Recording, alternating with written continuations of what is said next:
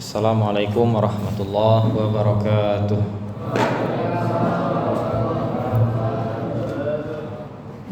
Alhamdulillahi haqqa hamdih wasyukru lillahi haqqa syukri. Asyhadu an la ilaha illallah wa asyhadu anna Muhammadar Rasulullah. Wala haula wala quwwata illa billahil aliyyil azim.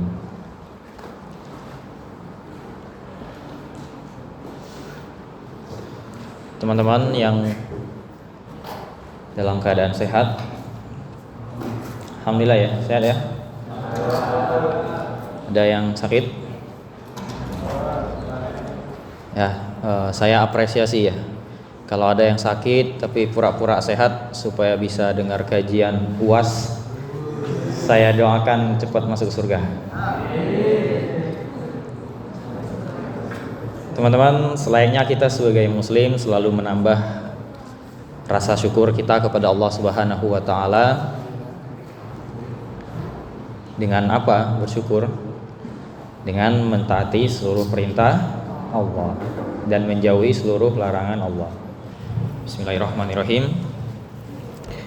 Wa an Abi Yahya Usaid bin Hudayr radhiyallahu anhu anna rajulan minal ansori qala ya Rasulullah ala tasta'miluni kama sta'malta fulanan faqala innakum satalqawna ba'di atharatan fasbiru hatta talqawni alal hawdi.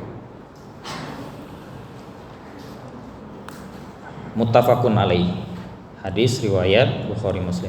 Wa Usaid bi dhammil hamzah wa Hudayr biha muhmalah matmumatin wa dhad mu'jamatin maftuhah wallahu a'lam.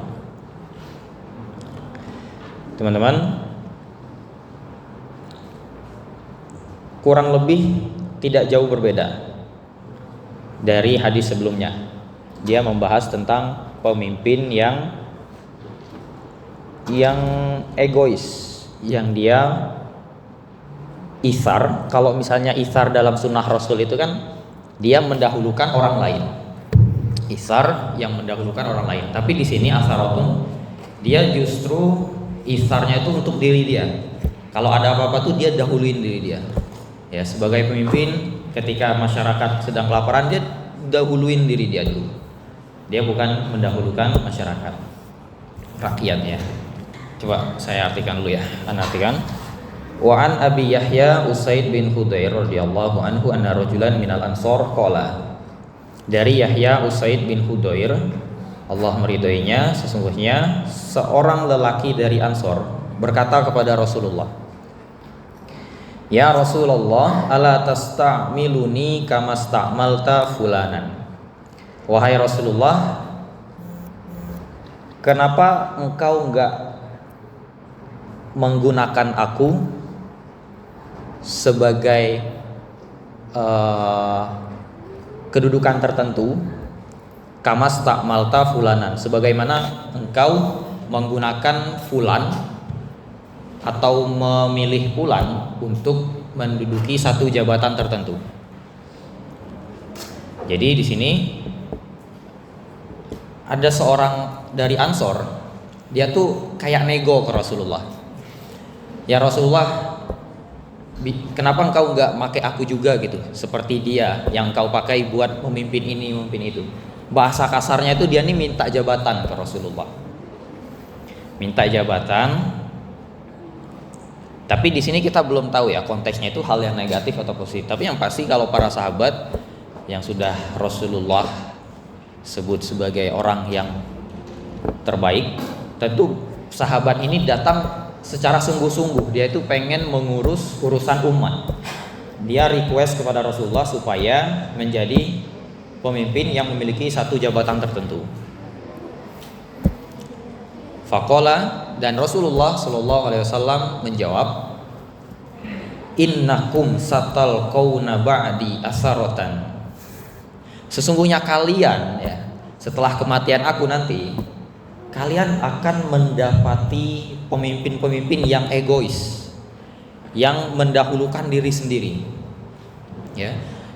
Ketika ada apa-apa, bukan pemimpinnya rakyat dulu yang dipikirin, enggak. Bagaimana keadaan masyarakat, makan atau enggak. Tapi yang dia pikir, anak istri dia makan dulu, terus kalau bisa dia simpan dulu cadangan supaya aman sampai sebulan ke depan misalnya, barulah dia mikirin rakyat. Rasul sampai nih kepada sahabat yang bertanya tadi atau yang nego tadi, kalian bakal dapetin setelah kematianku asarotan, pemimpin yang egois, yang mendahulukan dirinya sendiri. Kemudian Rasulullah memberikan satu penjelasan lagi, fasbiru hatta talqauna alal haudi.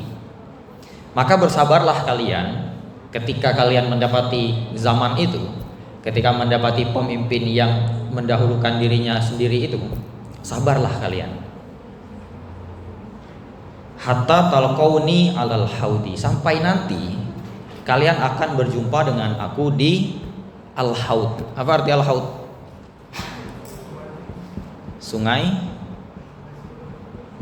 Sungai surga. Apa? Akhwat ada yang tahu? Al-haud? Ya, telaga. Apa maksud Rasulullah? Sampai kalian bertemu denganku di telaga. Telaga apa maksudnya? Telaga Kausar. Telaga Kausar. Nanti ketika kita bertemu dengan Rasulullah di akhirat di telaga Kausar. Hadis riwayat Bukhari Muslim. Di awal sekali, di awal banget, ketika ada seorang sahabat Ansor, dia datang ke Rasulullah, wahai Rasulullah, bisa nggak kasih aku jabatan sebagaimana engkau memberi fulan jabatan? Bisa nggak engkau pakai? Kalau kita pakai bahasa Arabnya kan tastakmiluni, artinya memakai, menggunakan. Rasulullah itu menggunakan sahabatnya untuk menjabat di kota A, tempat B, tempat C. Nah, sahabat ini request ke Rasulullah supaya dia dipilih menduduki jabatan tertentu. Teman-teman, kapan kira-kira Allah dan Rasulullah itu memilih kita untuk menjalankan amanah? Kalau kita gambarkan dengan analogi kita kehidupan kita ya, ini kan sahabat ini minta request jabatan. Misal kita punya keinginan menjadi seorang guru, kita bersungguh-sungguh menjalankan sebab musabab supaya menjadi guru.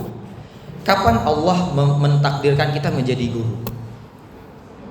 Ketika udah siap.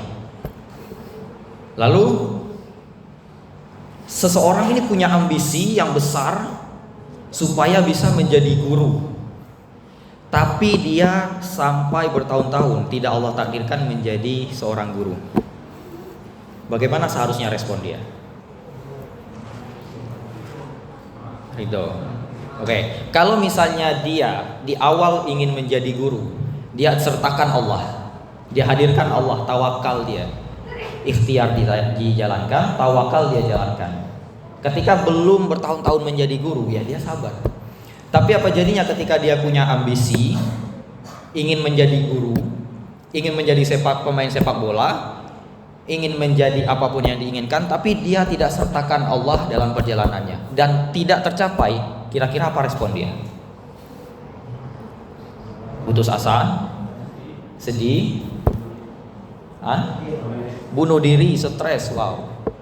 Ada orang yang nggak tercapai keinginannya bunuh diri? Ada. Dan itulah resiko terbesar ketika kita seorang muslim punya ambisi yang besar tapi tidak mensertakan Allah dalam ambisi kita. Tentu kita tahu perkataan Ali bin Abi Thalib, ulul himmah minal iman.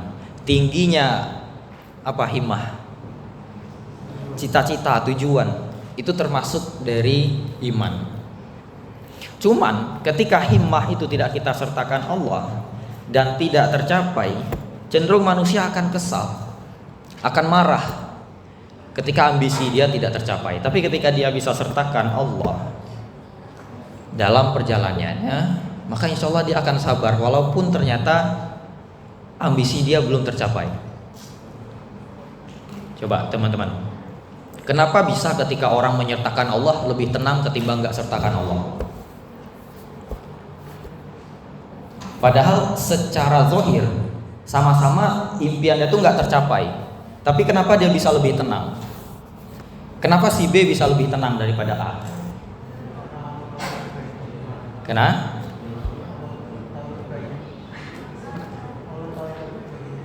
Ya, Allah tahu yang terbaik bagi dia. Tapi kenapa bisa beda responnya? Ya, antara halul dan syahid. Halul tanpa menyertakan Allah, syahid dengan menyertakan Allah. Sama-sama ambisinya nggak tercapai. Kenapa bisa beda responnya?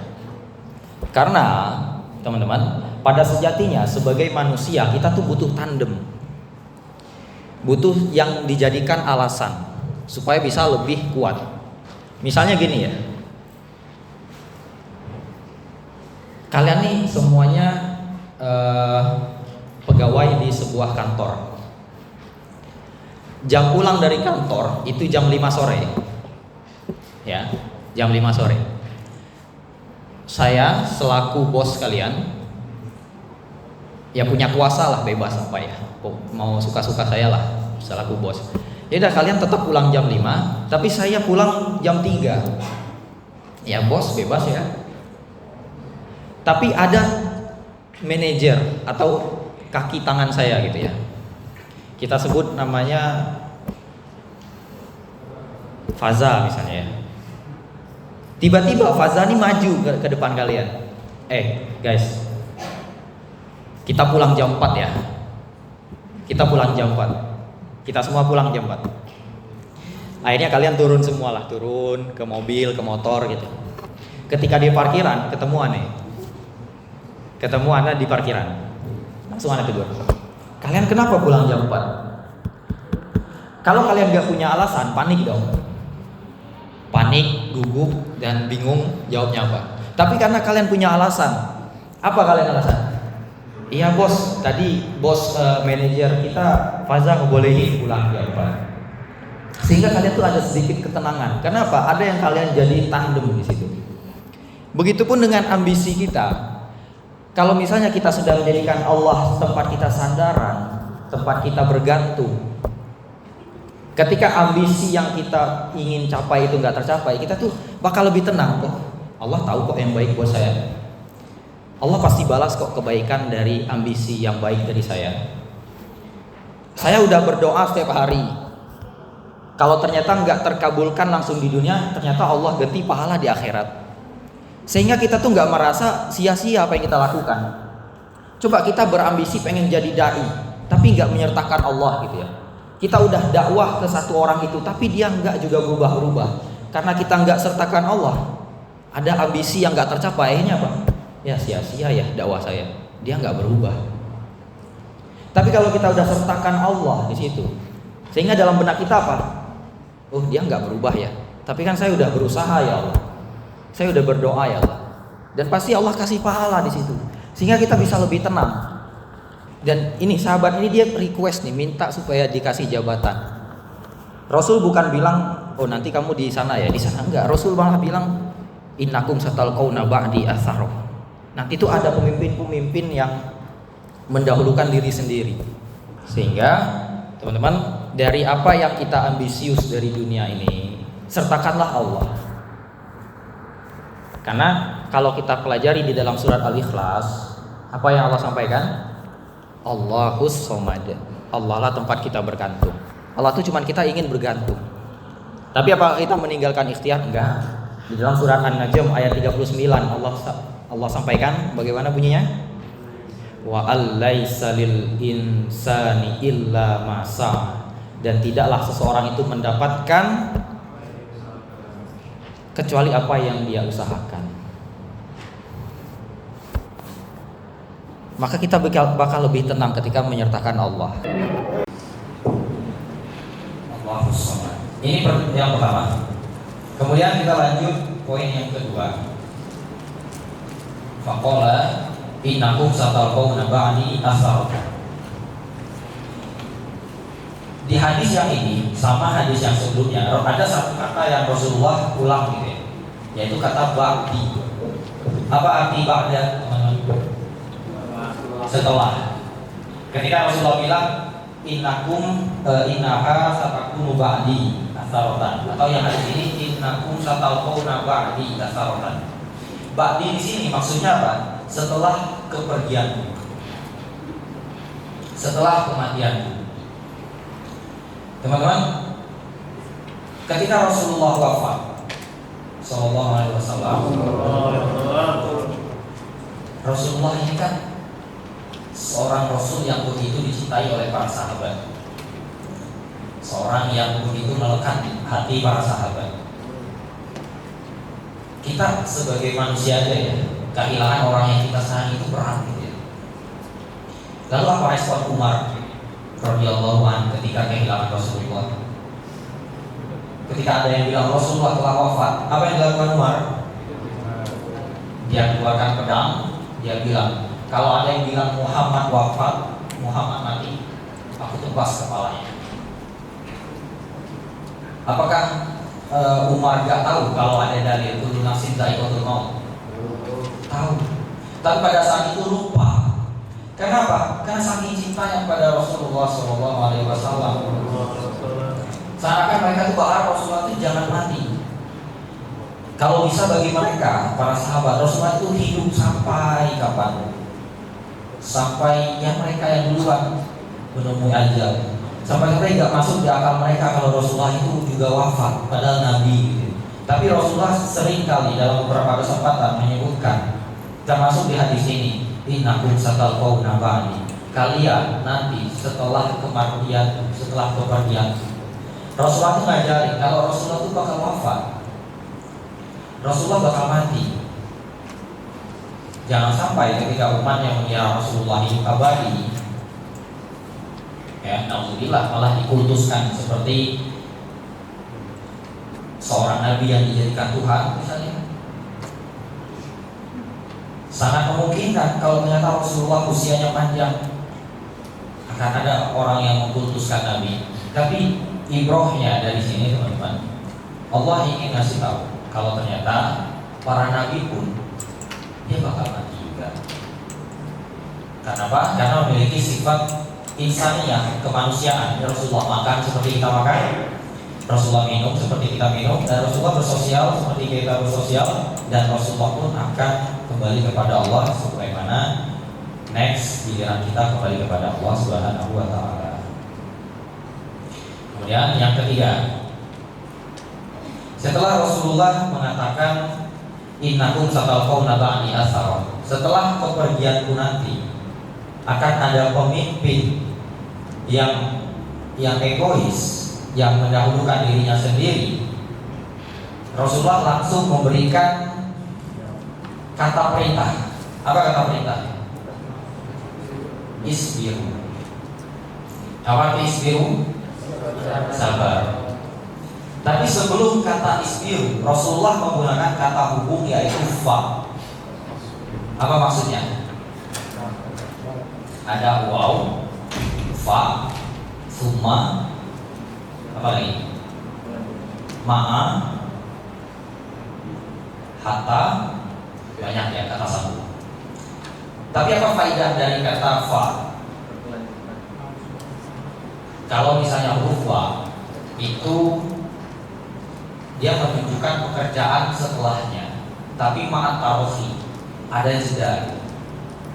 Misalnya Anda bilang, teman-teman kalian mandi ya, dan setelah itu makan. Nah berarti maksudnya ya nyantai aja gitu, mandi, setelah mandi santai, nah, baru makan gitu ya. Ada jeda yang Anda kasih. Tapi kalau Anda bilang, karena setelah ini mandi, setelah mandi langsung tanpa jeda langsung makan. Nah itulah faedah huruf. Dia dunat tarofi, nggak ada jeda. Maksudnya apa? Rasulullah ingin ngasih tahu kalau kita ketemu zaman pemimpin yang mendahulukan dirinya, segera langsung respon kita adalah apa? Isbir, sabar. Lalu bagaimana ketika ada kezaliman? Kalau misalnya kezaliman itu menimpa diri kita, apa respon terbaik kita? Atau ketika kezaliman itu menimpa orang lain, apa respon kita? Nah, kita bisa belajar dari sirah agung Nabi Muhammad SAW. Suatu ketika sedang sholat di depan Ka'bah. Waktu itu Rasulullah masih di Mekah, belum hijrah. Rasulullah sholat di depan Ka'bah. Di dekatnya ada anaknya Fatimah, sedang mengawasi Rasulullah, melihat Rasulullah. Ketika Rasulullah sedang sholat, datanglah seorang kafir Quraisy.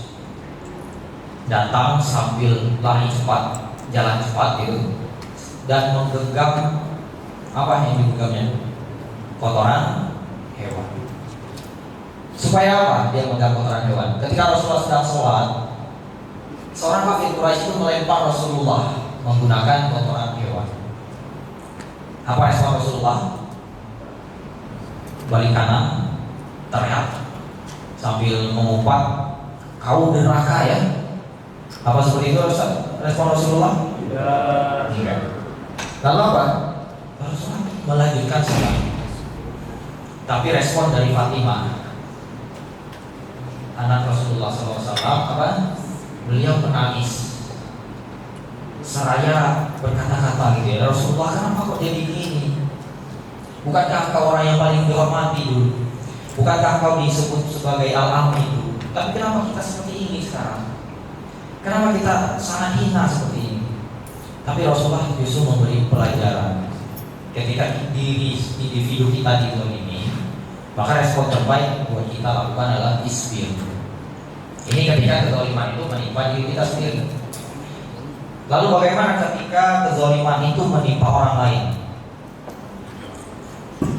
Rasulullah SAW ketika menjadi pemimpin di Madinah, ketika melihat ada salah seorang sahabat yang dizalimi oleh orang lain, apakah Rasulullah sabar? Enggak.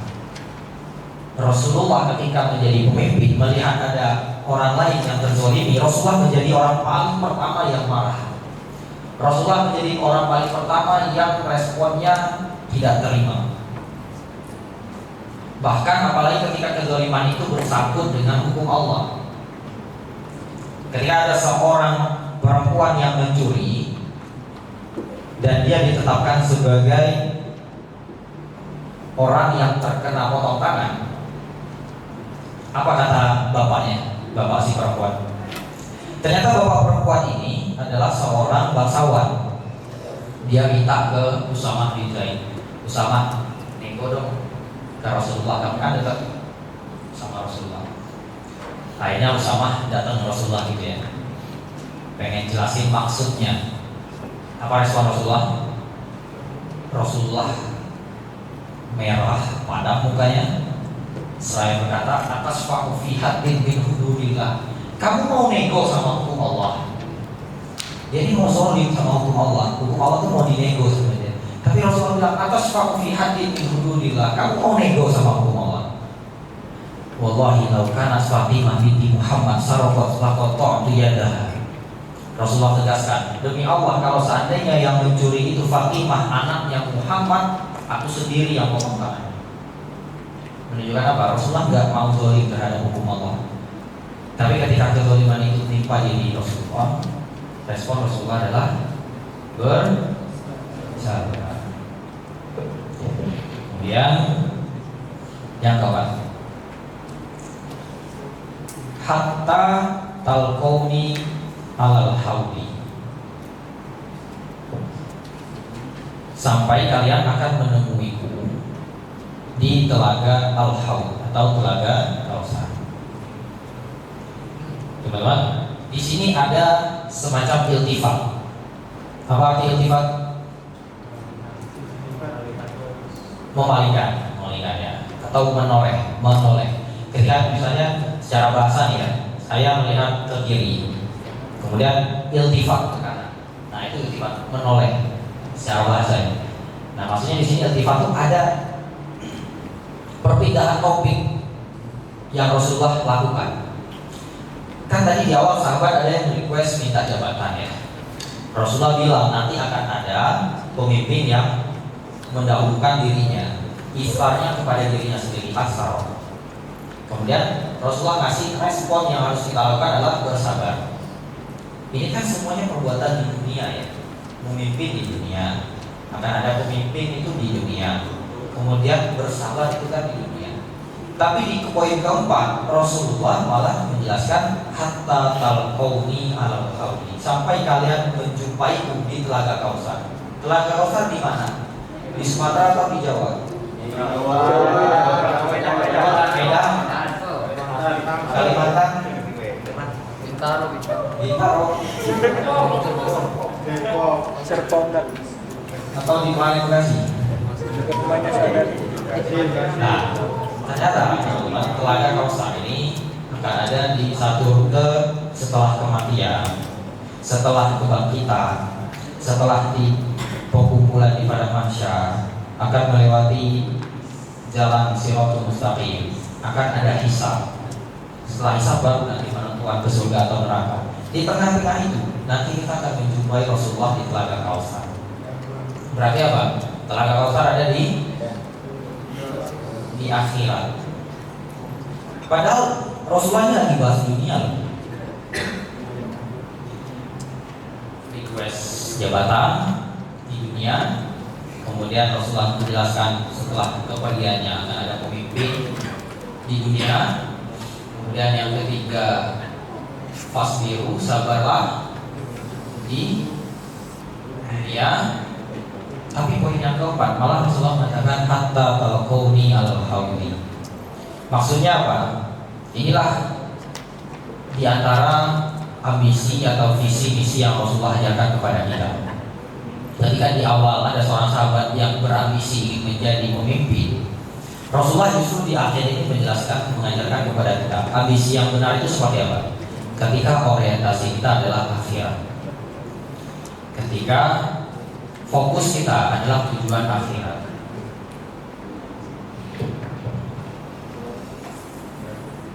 Seorang mukmin yang beriman kepada Allah haruslah memiliki orientasi ke akhirat. Ketika dia berbuat, menjalankan perbuatan di dunia, orientasinya akhirat. Kira-kira di mana, teman-teman? Kalau misalnya kita berbuat amalan dunia berupa makan, berupa tidur, tapi orientasinya akhirat, bagaimana supaya perbuatan dunia kita menjadi orientasinya akhirat? Niatnya, oke. Apa? Energi untuk ibadah. Lillah. Ya. Oke. Perbuatan di dunia, perbuatan dunia bisa nggak menjadi pahala? Bisa.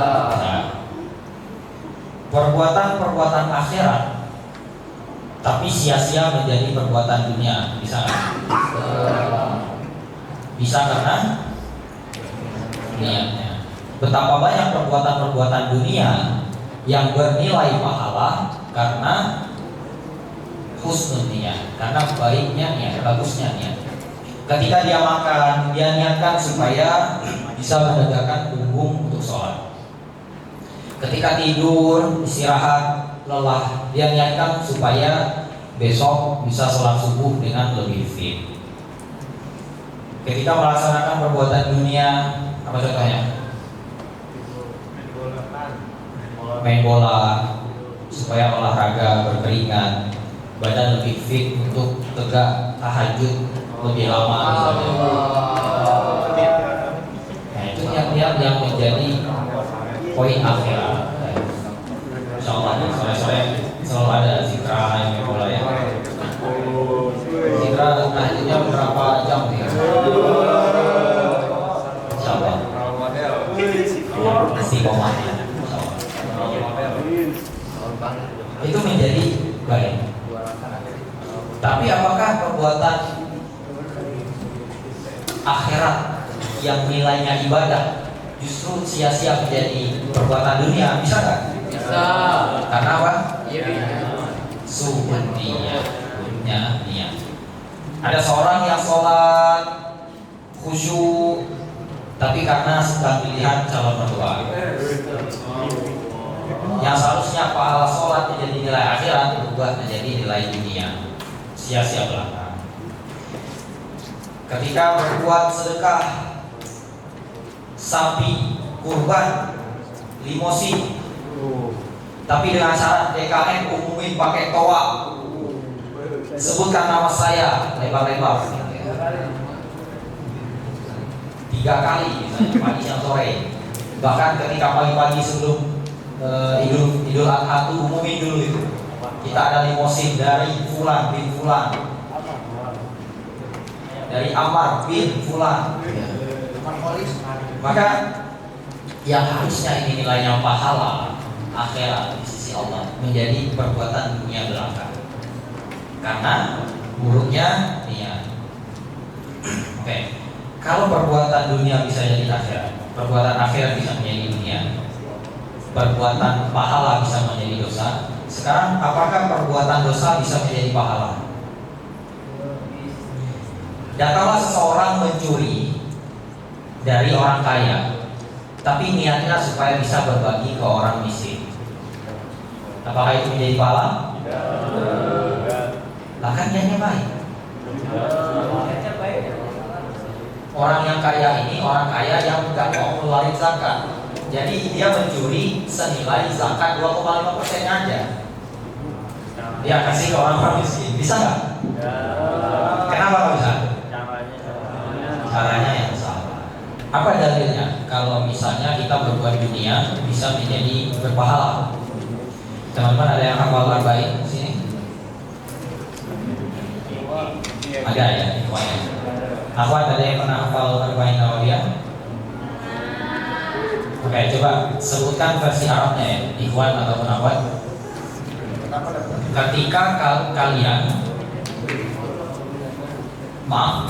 kalian jima dengan istri kalian itu bernilai sedekah. Apa bunyinya? Wa fi mutmain ahadikum shadaqah. Ketika, hafal banget ini ya.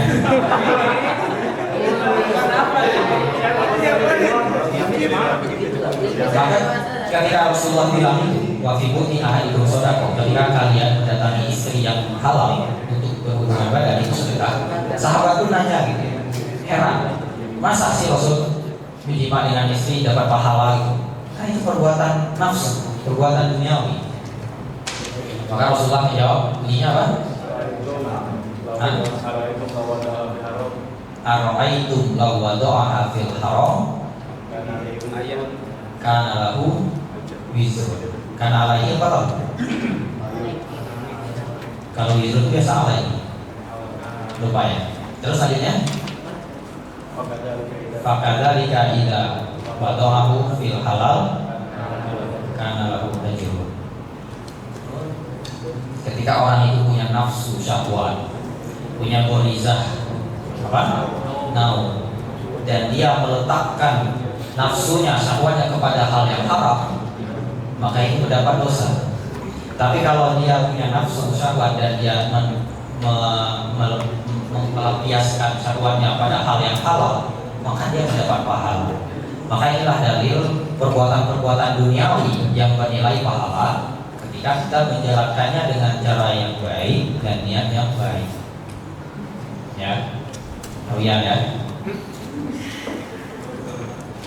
Oke, teman. Jadi dari hadis yang cukup singkat ini aja kita bisa belajar banyak hal.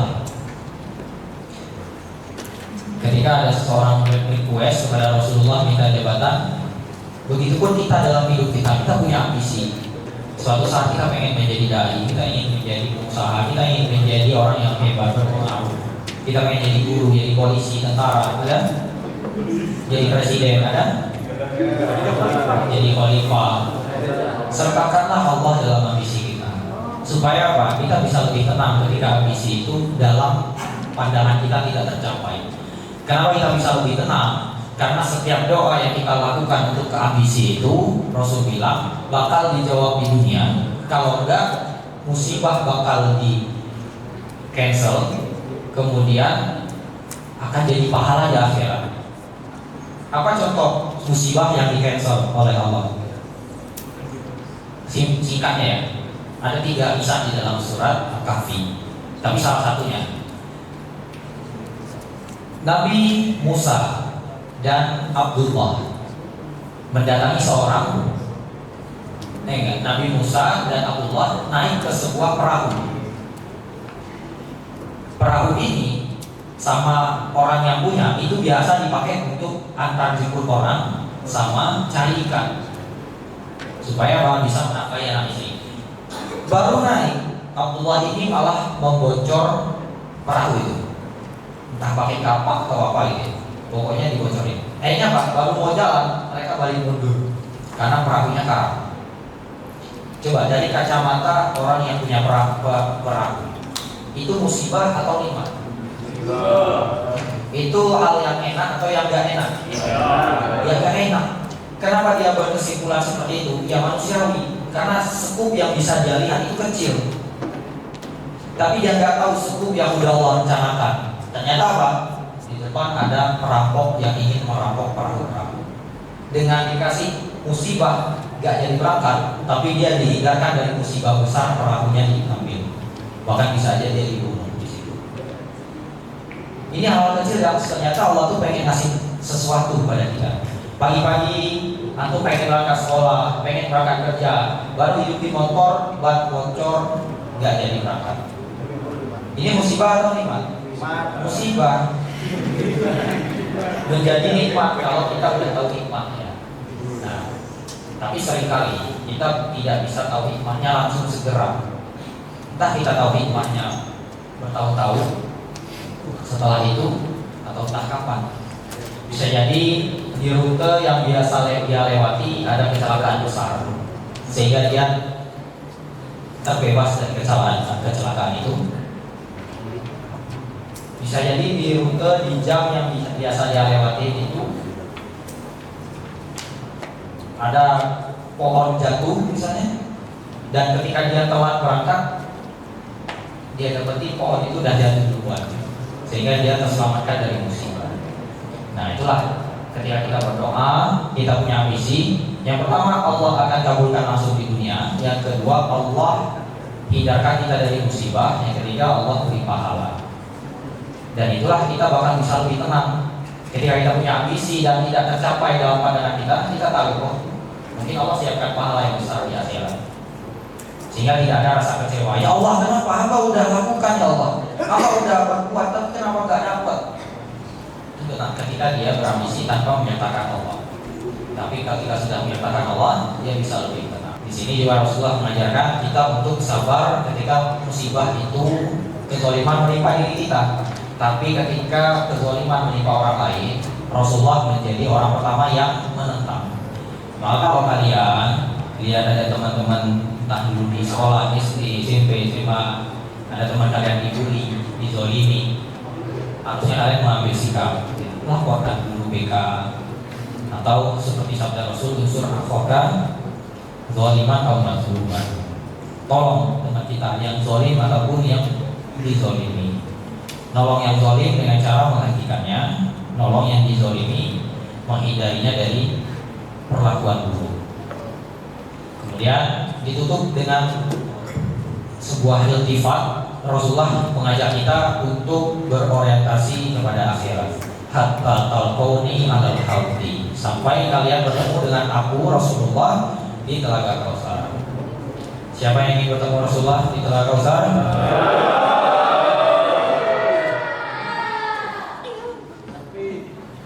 Ya, semoga kita bertemu dengan Rasulullah di Telaga Kausar. Ya Rabbal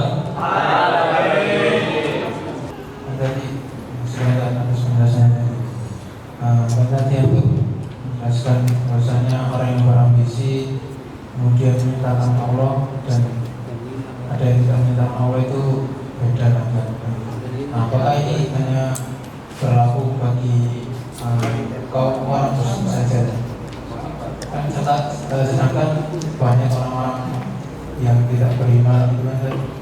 punya ambisi dan mereka itu bisa mendapatkan ya apa yang mereka usahakan.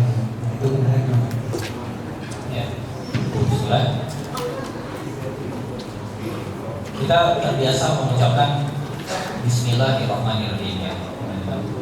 Dan Allah sudah memberikan jawaban untuk banyak problematika kita di dunia dari sifat Allah yaitu Ar-Rahman dan Ar-Rahim. Ar-Rahman itu dalam bentuk isim apa? Ar-Rahman isim apa? Masdar bukan? Fa'il bukan? Balaghah. Ya, Ar-Rahman itu isim balaghah yang artinya lampau, itu sangat-sangat lampau. Maksudnya apa? Allah memberikan rezeki kepada umat manusia, kepada umat Islam beserta yang bukan Islam. Maka dalam sebab-sebab kepemilikan duniawi, baik umat Islam ataupun bukan Islam, ketika dia melaksanakan sebab-sebabnya yang dia dapat, ya dia berlaku hukum kepemilikan. Kita lihat ada umat Islam berjuang tapi nggak dapat, tapi ada umat yang bukan Islam berjuang dapat gitu ya. Ya itu adalah bentuk rahman Allah. Ya, yang Allah berikan itu kepada kita melampaui bukan hanya umat Islam saja, umat yang bukan Islam juga di Allah kasih. Cuman ada spesial, ada pengkhususan dari sifat Allah yang kedua yaitu Ar-Rahim. Yang mana sifat Ar-Rahim ini Allah berikan kepada umat Islam saja, tidak kepada orang lain.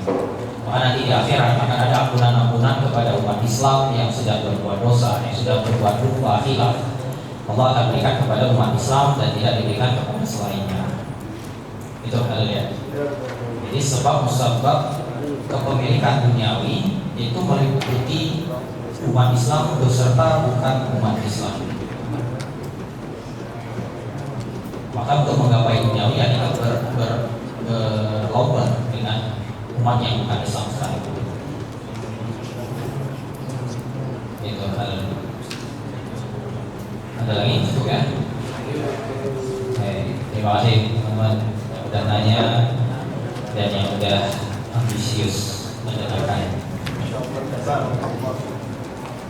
Semoga terdapat pahala di sisi Allah SWT.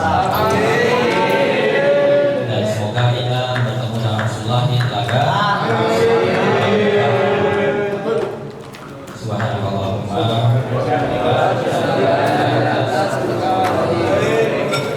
Assalamualaikum warahmatullahi wabarakatuh.